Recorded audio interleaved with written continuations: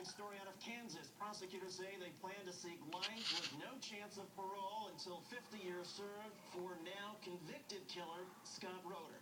A short time ago, jurors unanimously found Roeder guilty of first-degree murder in the shooting death of Dr. George Tiller. Tiller performed late-term abortions, and Roeder testified that he felt he had to kill the doctor to save the lives of unborn children. Justin Kraemer of NBC station KSHB joins us from Wichita. And Justin, what was it like today? Well, it was certainly an expected verdict here in Wichita, Kansas. And as you saw, jurors only deliberated for around half an hour before returning that verdict of guilty on all counts.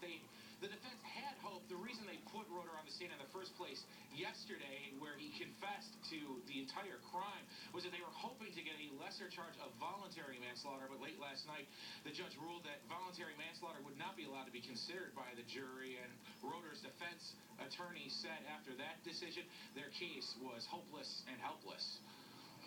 And so what happens now? The sentencing on March 9th, what are the expectations for that?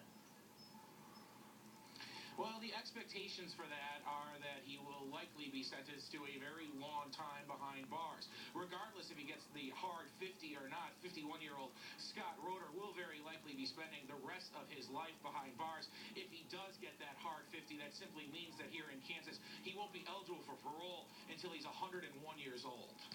Justin Kraemer covering an interesting murder trial. Again, the jury came back with a guilty verdict today. Justin, thanks for covering this for us. We appreciate it.